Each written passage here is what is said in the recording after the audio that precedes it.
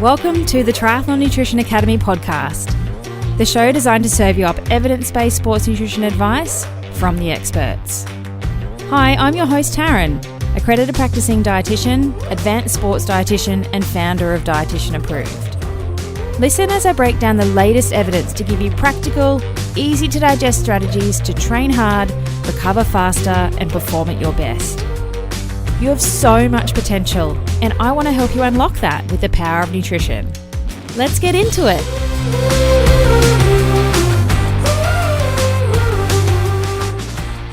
Welcome to this episode of the Triathlon Nutrition Academy podcast. Strap yourself in, this one's going to be a big one.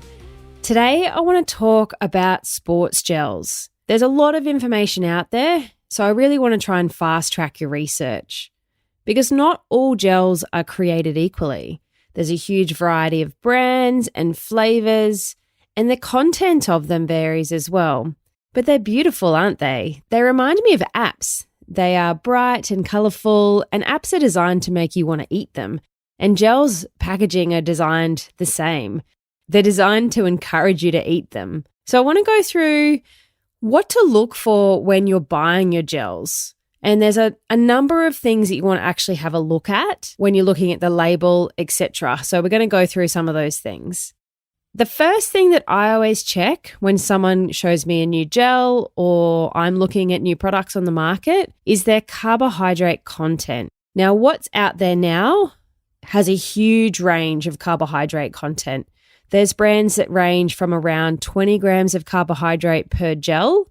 There's other brands that contain around 30 grams, so things like the Ironman brand and Performance, up to 45 grams of carbohydrate per gel. So there's a huge spectrum of how much carbohydrate is in that packet. Like they're all relatively similar sizes. Obviously, there's smaller gel packets and bigger gel packets, but that carbohydrate range is huge.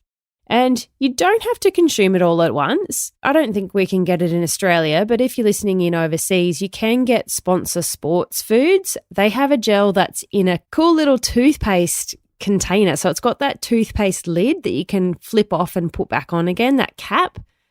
Those gels are a double gel and they've got 50 grams of carbs in them. But what I like about those is that you can take that cap off and have some and then put the cap back on and stash it for later. So you don't have to have the whole thing at once. And you can do that with other brands as well. Just depends on their consistency and how you're going to carry it. So when you're looking at buying gels, the first thing you want to have a look at is how much carbs it contains. And that is going to be relevant depending on what your overall fueling plan is, but we'll come back to that later. The next thing that I have a look at is the actual carbohydrate type that's in the gel. So have a look at the ingredients and see what's actually in there. A lot of gels are made on just maltodextrin, which is 2 glucose molecules joined together. Because that's so simple, it's actually really easily broken down and pulled apart in the gut so that you can absorb it really quickly into your bloodstream and use it as a quick fuel source. So that's why a lot of sports nutrition products are made with maltodextrin because it is quickly broken down and usable for energy.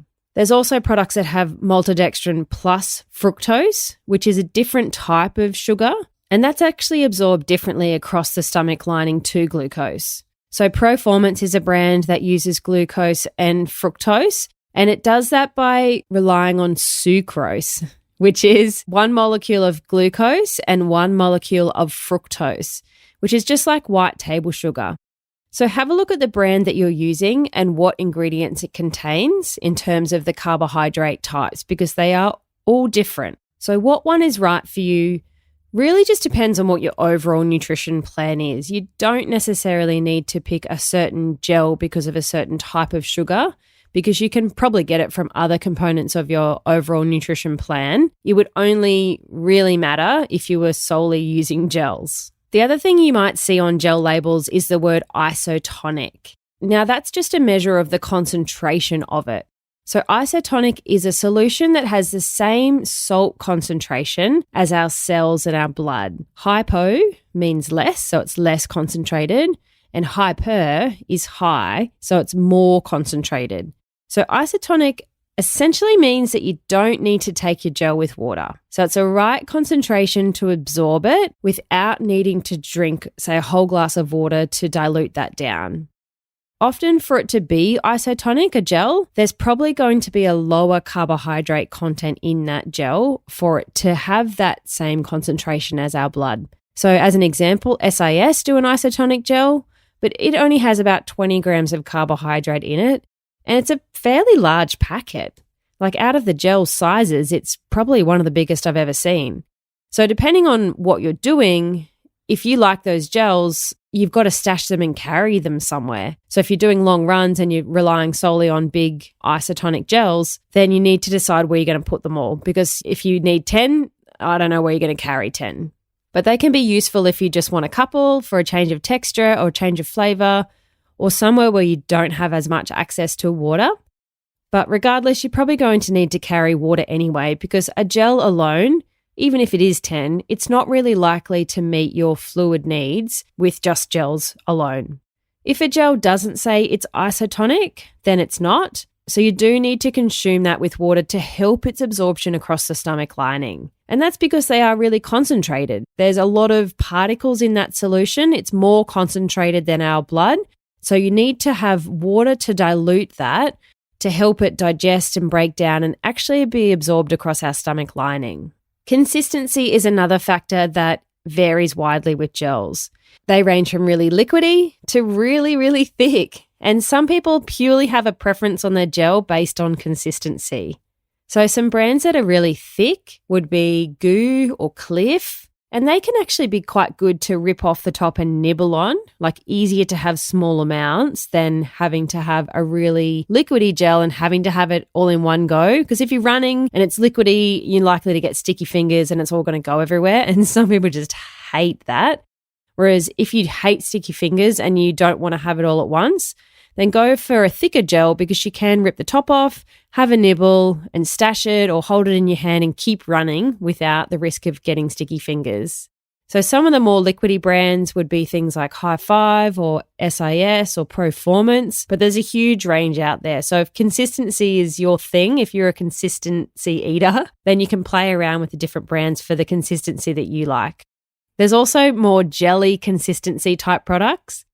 So things like the Morton gel, it has a different sort of gel matrix. One of my clients calls them snot rockets, and that's kind of a really good way of describing them. They are quite gooey. Some people love them and some people absolutely hate them because of that texture. It might be a factor for you when you're looking at buying gels is to take consistency into consideration. You can mix them with water if you want to dilute them down and make them more liquidy. I don't think you're meant to mix those Morton gels with water. As an example, the gel matrix is designed for maximum absorption across the stomach, but there are other different products that you can actually dilute down with water if the consistency is killing you, but you like the flavour. So on flavour, there is a huge variety of flavours of products out there. You've got your standard sort of berry and lemon and lime. They're pretty common. They must be crowd favourites. Then you have the sort of vanillas, chocolates, mocha type flavours. And then you've got some really cool fancy ones that sound delicious, like salted watermelon, toasted marshmallow, salted caramel would be one of my favourite flavours in the world. Flavour might be something that you want to play with when it comes to gels and picking gels.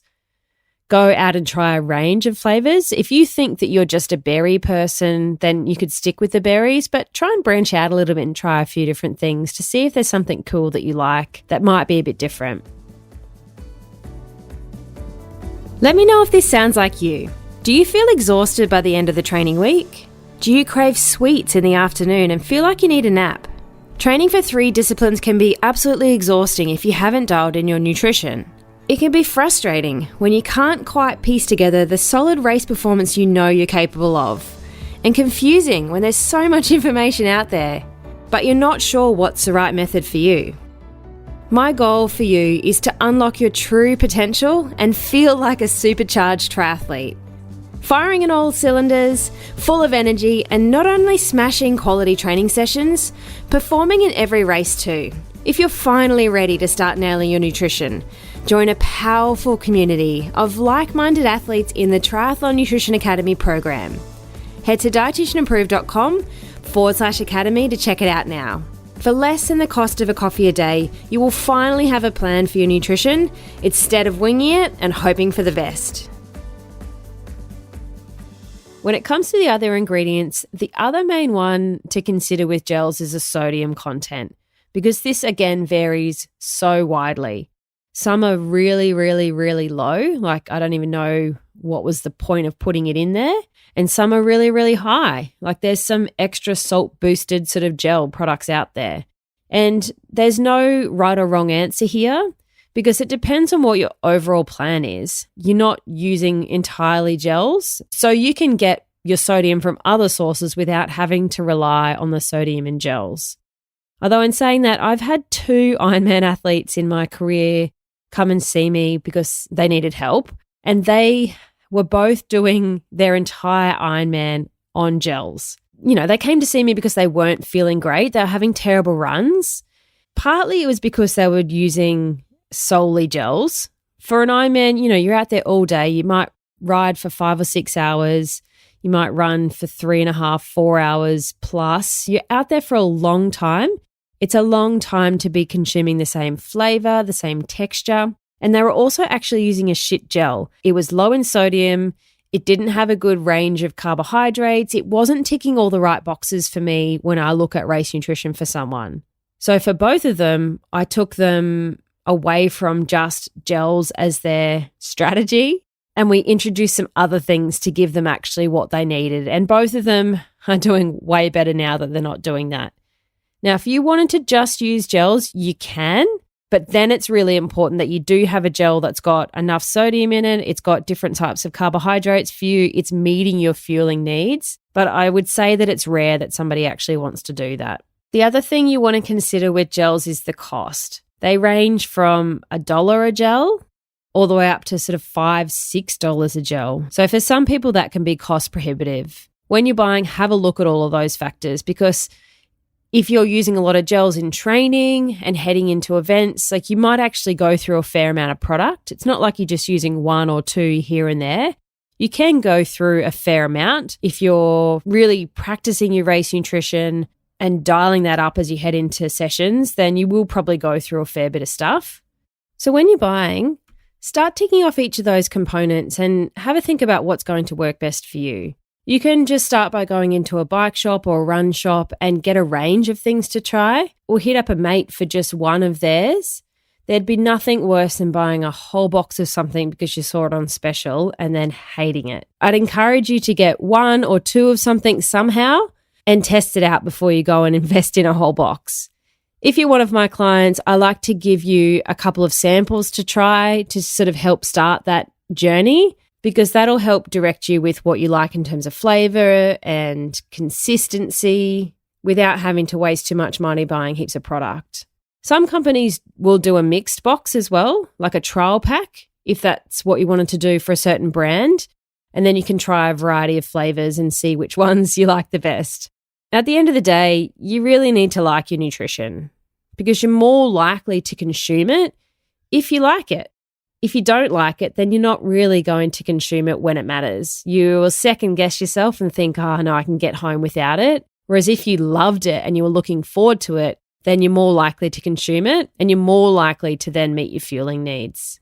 So find something that you enjoy taking. It doesn't really matter, particularly if gels form part of your overall race nutrition plan, because I can write a race nutrition plan based on whatever it is that you like. It doesn't matter. Find a couple of things that you like, and then I will always direct you to get other components in your plan to help give you exactly what you need. Now, how many gels do you actually need, or how much should you have?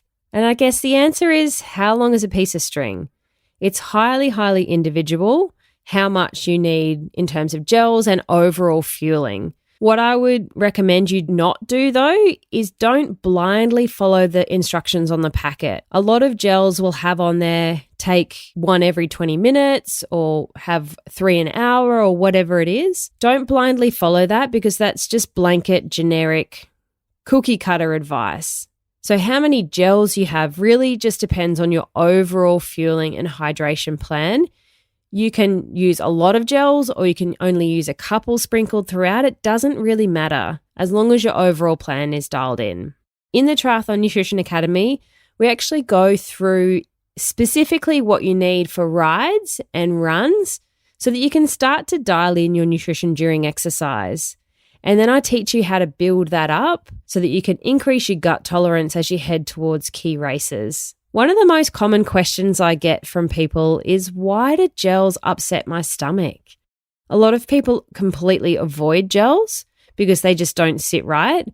And there could be a number of reasons why that happens. Number one, it might be what they're actually made up of that you don't necessarily tolerate. So, for example, the type of carbohydrate. So it's about having an understanding of what type of carbohydrate or sugars are in the gels, which we talked about. And then because they're not all equal, they're all different, some people don't necessarily tolerate or digest fructose very well. And that could be a problem if you don't digest and absorb and break down fructose that well. So you might want to avoid fructose in your products altogether, or find a product that's got a good glucose to fructose ratio, because we know that glucose helps to carry fructose across the stomach lining. So that could help alleviate your symptoms for some people. The second reason you could be getting gut upset is the way that you're taking them. You could be taking them all at once and it's too much in one go, or they could be too concentrated and you're not having enough water to help dilute that down in your stomach for it to actually digest and absorb properly.